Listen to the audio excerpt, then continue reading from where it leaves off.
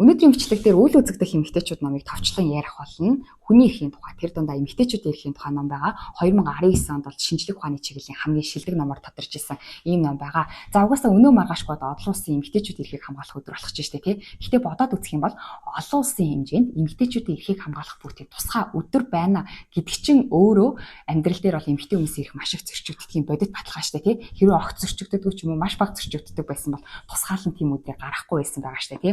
Гэхдээ миний хувьд бол энэ номыг уншиж үзэхээс өмнө миний хувьд яг эмэгтэйгээсээ болоод миний эрх зөрчигдчихсэн тийм зүйл надад огт байхгүй гэж бодчихсон. Яагаад гэвэл би гэртээ ахтай ч гэсэн одоо гэртээ одоо чи эмэгтэй юм чинь тийг гэсэн аав ээжээс тийм дарамт ирж байгаагүй, нийгэмдэр ч гэсэн эмэгтэй юм чинь чи тийг гэсэн ер нь бол эмэгтэйгээсээ болоод хурууч лөөжсэн тийм зүйлтэй огт учирж байгаагүй учраас миний хувьд бол эмэгтэйгээсээ болоод миний эрх зөрчигдчихсэн зүйл огт байхгүй гэж боддог байсан. За гэхдээ энэ номыг уншаад бол ер нь бол нүд нээгдсэн байгаа. Тэгээд өнөөдрийн бичлэгийн маань гарч ирчихсэн. Хэрвээ та энэ номыг унших юм бол эмэгтэйчүүд танд харагдаж эхлэх болно. Яг энэ дотор байгаа мэдлэг мэдээллийг авахаас өмнө бид нэр амьдрал дээр нэрээ яг эрэгтэй эмэгтэй хүмүүсийн эрх яаж зөрчигдөж байгаа юм бэ гэдгийг анзаардаггүй юм байлээ. За энэ номын онцлог нь юу вэ гэхээр ер нь бол эмэгтэйчүүдийн эрхийн талаарх ном ч юм уу судалгааг уншаад үзэх юм бол гол хэлэх мессеж нь эмэгтэй хүн болон эрэгтэй хүн хоёроо яг адилхан гэдгийг хэлхийг зордсон шүү дээ тий. Эмэгтэй хүн одоо эрэгтэй хүнээс юугаараа ч тутахгүй, адилхан ухаантай, адилхан потенциалтай. Эмэгтэй хүн бол эрэгтэй хүмүүстэй яг адилхан гэсэн мессежийг дамжуулахыг хүсдэг шүү дээ тий. Тэгтэл энэ ном дээр гол онцлог нь юу вэ гэхээр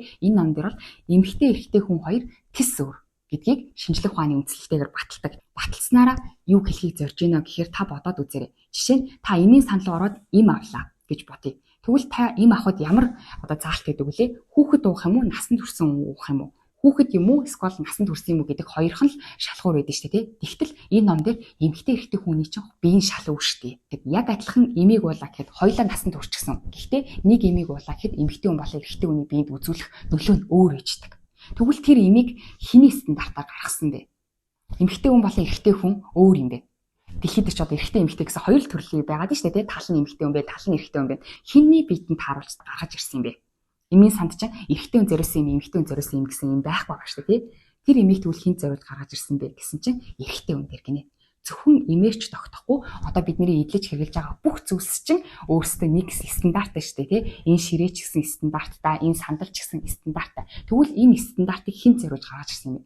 Ерөөсөө бүгдээрээ эрэгтэй хүнд зориулсан байдаг гинэ. За жишээ нь машинаар аваад үзье л да, тий. Тэгэх юм бол машиныг одоо энэ өрүүлийн хэмжээ ч юм уу энэ хэмжээг нь хинтэн тааруулж гаргадаг вэ гэсэн чинь эрэгтэй хүн тааруулж гаргадаг.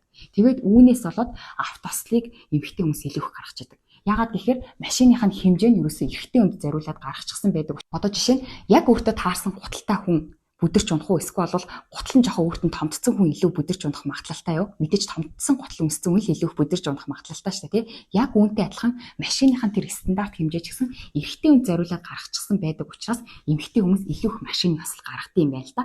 Тэгээ дэлхийн тал хувийн эмэгтэй, тал хувийн эрэгтэй байхад чинь яг нэг талд нь зориулаад тал эрэгтэй гэсэн зөвлөлд нь зориулаад адилхан стандарт хэмжээтэйгээс гаргаснаас болоод эмэгтэйчүүдийн эрх яаж зөрчигдөг вэ талаар дахин нэг гой сонирхолтой судалгаа бол төгөлдөр хуурын тухай судалгаа байлээ. За яг унших юм бол дундаж эмэгтэй хүний гарын хэмжээ 17-оос 20 см байдаг тул 20 см стандарт хэмжээтэй төгөлдөр хуурын даралтуур дээр тоглох нь тийм ч хялбар байдаггүй. Төгөлдөр хуурын стандарт даралтын октавууд 19 орчим см өртөнтэй байдаг тул стандарт төгөлдөр хуураар тоглоход эмэгтэйчүүдийн 87% нь харьцангуй сул талтай байдаг тухай нэгэн судалгаанд бичжээ. За мөн энэ бүр яг тоо баримт байгаа байхгүй 2015 онд 473 төгөлдөр хуурчин танигдсан байдал болон гарын хэмжээг харьцуулан судалжээ. За гарын хэмжээ тэр төгөлдөр хуур тоглох чадварт нөлөөлсөн байна уу гэдгийг харьцуулан судалсан байна. Олон улсын хэмжээнд танигдсан 12 төгөлдөр хуурч бүгдээрээ 22 см-с том гартай байжээ. Тэгтэл дундаж эмэгтэй хүн чинь 17-оос 20 см гарын урттай байд юм. Тэгэхээр дундаж эмэгтэй хүмүүс төгөлдөр хуурчаар одоо илүү тэр мэрэгжлийн түвшинд олон улсад танигдаад явхад илүү хэцүү байдаг гэсэн үг шүү дээ. Тэгтэл 2015 оны байдлаар олон улсын хэмжээнд танигдсан 2 эмэгтэй байсны нэгийнх нь гарын урт нь 22.8 см, нөгөөгийнх нь 24 см байжээ гинэ. За тэгэхээр яг л нөгөө нэг л стандартаар дэлхий чинь хоёр хүснээс бүрдээд байтал нэг л хүсэнд нь тааруулаад төгөлдөр хуураа бүтээснээс нь болоод эмэгтэйчүүд тэр төгөлдөр хуураар илүү их тэмцээн уралдаанд нь ороод төрүүлээд явхад илүү хохиролтой байдаг. Тэгтэл хоёр эмэгтэй нь эрэгтэй хүний гарын хэмжээтэй арай төстэй том гартай байсныхаа ачаар гэх юм уу да тий олон улсад танигдсан тийм тохиолдол гарсан юм байна. За гэхдээ үүнийг ингээд судлаад энэ чинь яг асуудал юм байна штэ гэдгийг судлаад илчилсэн юм байлээ. Тэгээ илчилсэн чинь юу болсон бэ гэдгсэн чинь ер нь бол ингээд товчлууруудын хэмжээнд холоос болоод эмэгтэй хүний хуруу хүрэхгүй байна. Тийм учраас эмэгтэй хүний хуруун тохирсон ийм төгөлдөр хуур бүтээе. Тэгвэл тийм төгөлдөр хуур бүтээчвэл эрэгтэй хүмүүст илүү хохиролтой байна уу гэж судлаад үзсэн юм байлээ. Тэгсэн чинь эрэгтэй хүмүүс тоглож үзэхэд бол ямар ч асуудал байгаагүй. Тэгээ ямар ч асуудал байгаагүй хэрнээ тэр стандартыг нь өөрчлөөгүй. Одоо бидний тоглодог төгөлдөр хурал эрэгтэй хүний гарын хэмжээнд тохирсон хэмжээтэй байгаа гэсэн хэвэндээ асуудлыг илчилсэн боловч өөрчлөөгүй. Яагаад өөрчлөөгүй гэхээр өөрчлөөгүй шалтгаан нь одоо олон улсын хэмжээнд аль эрт дээр үесэл нэг л стандартаар тоглоод ирсэн сургалт семинар ч гэсэн яг л тэр стандартаараа явагддаг юм чинь одоо өөрчлөх юм бол маш их өртөг орно гэдээ өөрчлөөгүй. Тэгэхээр эмэгтэйчүүдийн тал хувийнх нь эрх хүмүүсийн эрхэн зөрчигдөд ийна гэдгийг баталсан ч гэсэн тэр нь бол одоо ингээд өөрчлөгдөж чадаагүй гэсэн харамсалтай судалгааг бас нэмж уншиж үтсэн. Тэгээд энэ номыг уншаад нэрэл бүр олон улсын хэмжээнд олон улсын эмэгтэйчүүдийн эрхийг хамгаалах өдөр гаргаад тэмцэх хэмжээнд эмэгтэйчүүдийн эрх маш их зөрчигддөг дээ штэ гэсэн бодол төрсөн. За энэ номын яг ихэнх хэсэгт нь болохоор нэг хүн энэ номыг санал болгоод ингэж ütсэн байлээ. Альва зүйлийг өөрчлөхийн тулд бид амьдарч буй тогтолцоогоо хэрхэн ажилтгийг мэддэг байх хэрэгтэй. Тэгэхээр угаасаа ингээд дэлхийн тал хувийнх нь эрх зөрчигдөж байна. Та одоо эмэгтэй хүн биш байсан ч гэсэн таны эхнэр, ээж ч юм уу, таны охины чинь ч юм уу эрх нь ингэж зөрчигдөж байна гэсэн үг шүү дээ. Ялангуяа тэр бүр эрүүл мэндийн асуудал одоо эрэгтэй хүнд таарсан, эрэгтэй хүнд тааруулаад гаргачихсан имийг уугаад эмэгтэй хүнд үйлчлэлгүй ч юм уу тэр асуудал бүр амь насанд нь ч гэсэн ингээд аюултай зүйл болчих гэсэн үг шүү дээ. Тэгэхээр бид нэг тогтолцоог өөрчлөх ёстой гэсэн үг. Тэгээ өөрчлөхийн тулд яах вэ гэхээр эхлээд тэрийг анзаарах хэрэгтэй. Үл үзэгдэх эмэгтэйчүүд гэдэг байгаа шүү дээ, тий. Анзаарах хэрэгтэй. Анзаарч иж тэрийг өөрчлөх боломжтой. За тэгэхээр анзаарахтаа болохоор энэ номын дэд гарчиг нь болохоор ирчүүдийн ертөнцийн өгөгдлийн цорхоо гэрчлэх нь гэж байгаа. Ирчүүдийн ертөнц гэсэн. Яагаад ирчүүдийн ертөнц гэхээр саяны хэлсэнчлэн энэ дэлхий дээр байгаа бүх юмны стандартыг нь эрэгтэй хүнд тааруулаад гаргачихсан байдаг. Эрэгтэй хүнд амьдрахад тохиромжтойгоор, эрэгтэй хүнд хэрэглэхэд тохиромжтойгоор тий. Тэгээд тийм стандартуудыг гаргацсан байдаг учраас ирчүүдийн ертөнц гэсэн. За тэгснээ ирчүүдийн ертөнцийн өгөгдлийн цорхог гаргаж ирэх нь. Өгөгдлийн цорхог гэхээр ер нь бол одоо ингээд гаргачихсан байгаа энэ стандартууд чинь яг хүнд тохирсон, насанд хүрсэн хүн тохирсон гэд хүнд гэж яриад байгаа боловч тэр чинь эрэгтэй хүн тохирсон. Тэгээд тэр судалгаануудаа дандаа эрэгтэй хүн дээр хийдэг. Эрэгтэй хүн дээр. Одоо жишээ нь өрөөний энэ агааржуулагч ч юм уу тэр бол 70 кг-ийн жинтэй эрэгтэй хүн тохирсноор ингэж агааржуулалтаа зохион байгуулдаг. Гэтэл эмэгтэй хүний дундаж хэмжээ биш шүү дээ, тий. Энэ мэтчлэнгээр ерөөсөө биднэрт одоо байгаа материалууд бол бүгдээрээ баримтууд маань эрэгтэй хүн дээр судалгаа хийчихсэн материалууд байна. Гэтэл бид нар одоо эмэгтэй хүн таарсан юм хийя гэхээр биднэрт яг судалгаа шинжилгээ дутагдаад материал байхгүй байна. Тэгээд материал байхгүй зөвхөн эрэгтэй хүн дээр судалгаа хийсэн байж тэрийгэ хүн гэд оруулаад. Тийм учраас бидний гол асуудал бол ирчүүдийн ертөнцид байгаа энэ өгөгдлийн цорхоо буюу эмэгтэй хүн дээр хийсэн судалгаа шинжилгээ маш их гаргах хэрэгтэй. Тэгээд тэрэнд нь таарсан шийдлийг олох хэрэгтэй. Гэтэл өнөөдрийн асуудал бол бүр судалгааны материалч байхгүй ийм үед бид нэр амьдраад байна. Гэхдээ энэ чигээрээ яваад ах юм бол асуудал бүр хурцтаад эмэгтэй хүмүүс бүр хохирохдоо бүр эмэгтэй хүмүүс хохирно гэдэг чинь дэлхийн хүн амын тал хувь нөхөрч гэсэн үг шүү дээ. Тэгэхээр тал хувь нь бүр амь насаараа ч гэсэн хохирох магадлалтай ийм сонин ертөнцид амьдарч шүү гэдгийг онцолж хэлж илээ. За гэхдээ ийм сонин ертөнцид бид нар амьдарч байгаа юм байна. За тэгснэ энэ асуудал ийм байна. Гэхдээ ийм асуудал байна. За гэхдээ яг шийдэл нь юу юм бэ гэсэн чинь ер нь бол бодлого одоо энэ стандартуудыг тогтоодог, одоо хууль дүрмийг тогтоодог тэр бодлогыг боловсруулдаг хүмүүсийн игнэд эмэгтэйчүүдийн оролцоо маш их байх хэрэгтэй юм гинэ. За нэг жишээл гэх юм бол одоо Google-ийн жишээ тавьсан байгаа байхгүй юу? Тэгсэн чинь Google-ийн нэг өндөр албан тушаалтай эмэгтэй хүн өөрөө жирэмсэн болсон юм гинэ. Тэгээд Google гэдэг чинь тийм том компани юм чинь машиныхан зогсоол бол асар томлаа штэ тий. Тэгээд хүн болгол одоо маш том машины зогсоолтой гэдгээр бахархдаг байсан байгаа. Тэгтэл нэг өндөр албан тушаалтай эмэгтэй жирэмсэн болоод тэгээд том машины зогсоолоосоо нэг өнцгөөс нь бүр ингээд өөрийнхөө офис хүртэл алхахад айгүй их нөө том гидцтэйг алхахад айгүй хэцүү байсан юм байна л да. Тэгээд нөгөө компанида санал болгосон юм билээ.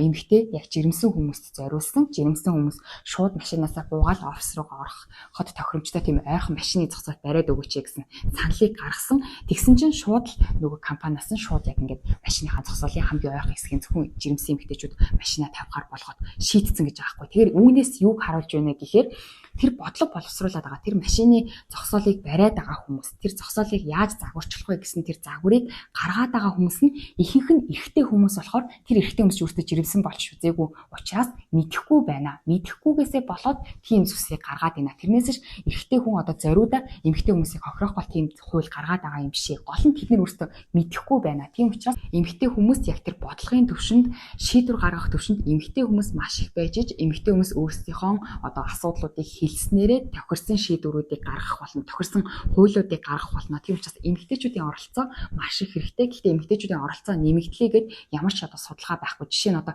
эмэгтэйчүүд маш их шийдвэр гаргах төвшөнд хүлээ гэж бодвол гэхдээ одоо жишээ нь машины стандартыг зөвхөн эрэгтэй хүн зориулаад гаргачихсан байдаг юм бэ шүү гэдгийг мэдэхгүй байх юм бол ямар ч нэмэр болохгүй шүү дээ, тийм учраас эмэгтэйчүүдийн оролцоог маш их нэмэх хэрэгтэй. За дээрэс нь тэр яг ямар асуудлууд байгаа юм бэ гэдгийг нь илчлэх хэрэгтэй гэдгийг бол маш сайн номын зохиолч маань бол сануулж хэлж ялээ. За гэхдээ энэ ном дээр бол миний дурдаагүй маш олон гүнзгий. За жишээ нь түрүүний хэлсэнчлэн нөгөө эмэгтэй хүн адилхан өвчин туссан ч гэсэн эмэгтэй хүн дээр өөр шинж тэмдэг илэрдэг гэсэн мэсэн шүү дээ. Тэгэхээр тэр болгоныг дурдах боломжгүй. Гэхдээ та бол заавал энэ номыг авч уншиж үзээрэй. Тэгээ уншихтаа яг тэр эрүүл мэндийн хэсгийг нь заавал уншаарай гэж хувийн зүгээс санал болгомоор байна. Ягаад тэгэхээр эмэгтэй хүн бол эрэгтэй хүн дээр өөр шинж тэмдэг илэрдэг учраас одоо над биен дээрээ гарч байгаа шинж тэмдгүүдийг анзаарахын тулд бас тэр эрүүл мэндийн хэсгийг нь бол заавал авч уншвал бас зүгээр юм бэлээ. Тэгээд энэ ном дээр ингээд маш олон энэ мэтчлэн судалгаанууд байгаа ч гэсэн номын зохиолч бол маш олон судалгаа шинжилгээ биднэрт дутуу байна. Тэр дутуугаас болоод дутуу судалгаан дээр, дутуу шинжилгээнд дээр, буруу баримтан дээр үндэслээд шийдвэр гаргаад байгаа учраас асуудал үүсгээд байна. Тэрнээс ш хин нэгэн хүн зориудаар эмэгтэй хүнийг хорлох гэж юм уу ийм юм бүтээгээд байгаа юм байхгүй. Гол нь бидний асуудал бол судалгаа дутуу юм аа. Тийм учраас судалгаа хийх ёстой. Гэхдээ судалгаа бол одоо бизнесийн байгууллагууд бол нэг л стандарттай юм хийвэл зүгээр шүү дээ, тий. Машин ч гэсэн эмэгтэй хүн зориулсан машин, эрэгтэй хүн зориулсан машин гэдээ хоёрыг гаргаад ирэх юм бол худалдаа авагч нь бол яг хэвэндээ байгаа шүү дээ. Тоон хэвэндээ байгаа. Тэгтэл тоон хэвэндээ, худалдаа авагч нь хэвэндээ байтал хоёр стандартаар ямыг гаргаж ирэх юм бол үйлдвэр багажаас ахуулаад дахиад маш их зардал нэмэгдэнэ. Тэгсэрнэ орлого нэмэгдэхгүй учраас бизнесийн байгууллагууд бол тэрийг хийхгүй учраас хүмүүс өөрсдөө бид нар нийтээрээ тэр ямар асуудал донд амьдраад байна гэдгийг мэдээд тэр асуудлыг шийдвэрлэхэд саналаа өгөх юм бол асуудал шийдвэрлэгдэх болно. Тэгэхээр нэгдүгээр алхам бол бид нар ямар асуудлын донд амьдарч байгаа вэ гэдгийг маш сайн мэдэх хэрэгтэй.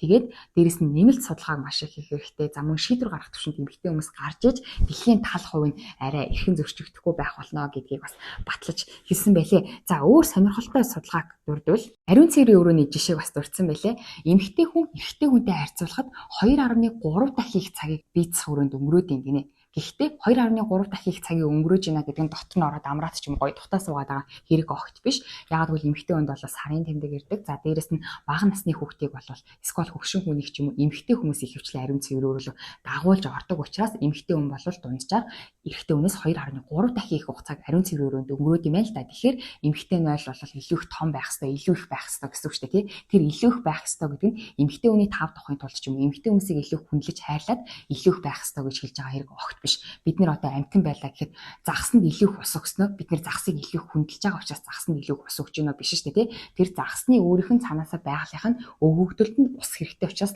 усыг өгж байгаа илүү их. Тэг яг үүнтэй адилхан эмэгтэй хүнийг илүү хүндэлсэндээ, илүү хайрсандаа, илүү их эрхийг олгоод эмэгтэй хүнд илүү их ариун цэврийн өрөө барьж өгье гэж байгаа юм биш. Цаанаасаа угаасаа бие физиологийн хувьд илүү өөр учраас өөр зүйл таарсан өөр шийдлийг өгөх ёстой юм гинэ. За тийм байтал одоо ариун цэврийн өрөө болвол эрэгтэй эмэгтэй гэсэн хоёр өрөө байгаа шүү дээ, тий. Газар болгонд тэгтэл тэрнийх нь хэмжээ нь адилхан байдаг. За хэмжээ нь адилхан хэрний ороод үзэх юм бол эрэгтэй ариун цэврийн өрөөний тэр өрөө нь илүү олон байдаг гинэ.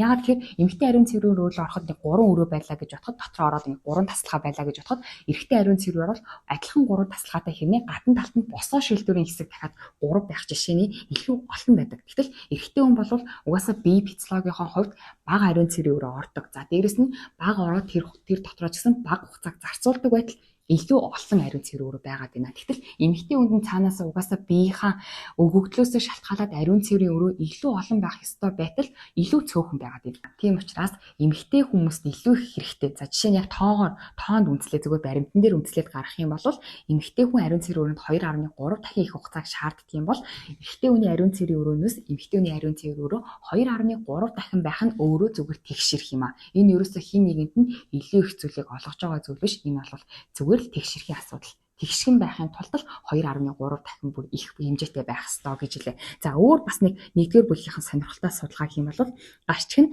цас цэвэрлэгээ хүртэл хүүсээр ялхуурлан гадуурхаж болно гэж юу. цас орхоор ч нөгөө нэг машин зам эднийг цэвэрлэдэг шүү дээ. Энэ цэвэрлэген дээр хүртэл бүсээр ялгуурлан гадуурх зүйл болдог гинэ. За энэ болохоор нэгэн одоо хотоос бол ийм шийдвэр гаргасан юм билээ. Манай хотын одоо энэ зам тээвэртэй холбоотой ямар ч хүүсээр ялгуурлан гадуурсан зүйл гаргаж болохгүй. Тийм учраас бид нэр өөрсдийнхөө ингээд ажлуудыг бүгдийг дахин хянаад үзье гэсэн шийдвэрийг гаргасан юм байна л да.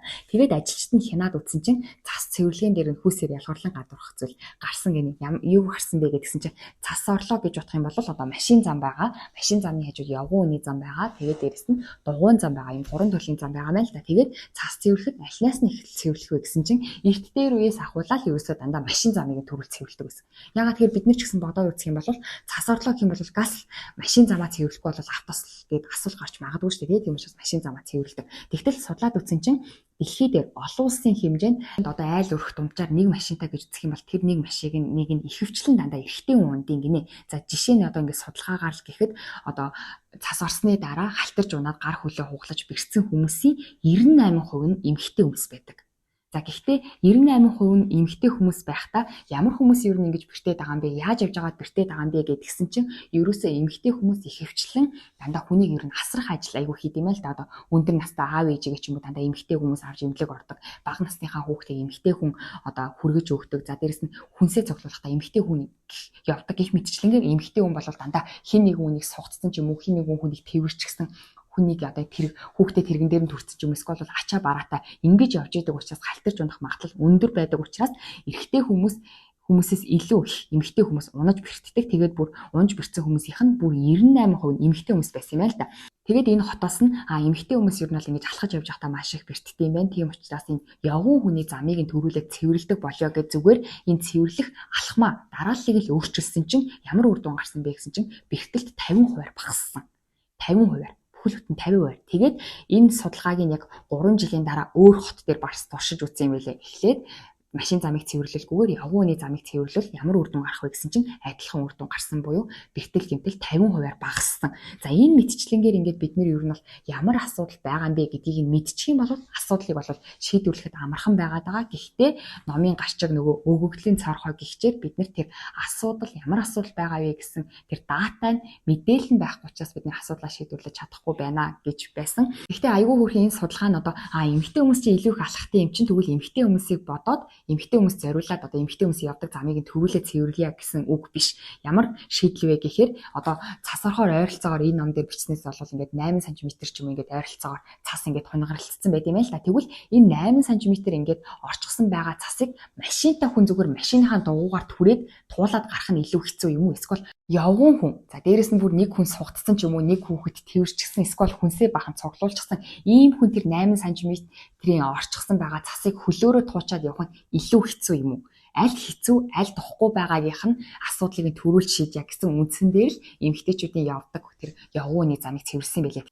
Тэгээ энэ номын хувьд бол зүгээр л одоо эмэгтэйчүүдийн эрхийг хамгаалах хэрэгтэй. Эмэгтэйчүүд бол эрэгтэй хүнээс югаараач дутахгүй. Бид нар бол адилхан үн цэнтэй биш. Харин ч эсвэргээрээ бид нар бол өөр юм аа. Өөр учраас биднэрт өөр стандарттай, өөр зүйл хэрэгтэй. Хэрэв өөр стандартыг гарахгүй бол дэлхийн тал хувь нь ингээд хохироод яваад штэ гэдгийг яг аюу гоё гэж тэгшэрхээр баталж өгсөн. Тэгэлгүйгээр ингээл зүгээр шууд зөрүүдлэл эмэгтэй хүн бол эрэгтэй хүнээс югаараач дутахгүй гэдэг юм бол ямар ч шийдэл төрөхгүй штэ тий. Тэгтэл үнэн бодитоор бид нар яг ингээд шинжлэх ухааны үүднээс харах юм бол эрэгтэй эмэгтэй хүн хоёр өөр байна. Тэгээ тэр өөр байтал бид нэр өөр гэдгийг нь одоо хүлээн зөвшөөрлөхгүйгээр ч юм уу эсвэл бол заримдаа хагас нүдэ анаад ч юм уу тэгэж бид нар бодлого боловсруулснаас болоод дэлхийн тал нь хохироод штэ. Тийм учраас энийг бид нэр асуудлыг шийдэх хэрэгтэй. Асуудлыг шийдэхийн тулд асуудлыг эхлээд бид нэр анзаарах ёстой гэсэн номын гол санаа байгаа учраас бид нэр асуудлыг шийдвэрлэхийн тулд асуудлыг анзаарахын тулд ер нь бол миний хувьд бол эрэгтэй ч гэлтгүй эмэгтэй ч гэлтгүй хүн болгон уншаад үзчихвэл маш хэрэгтэй ном байсан учраас өнөөдрийн бичлэг дээр танилцууллаа. Тэгээд дараагийн бичлэгээр уулзъя баяр та.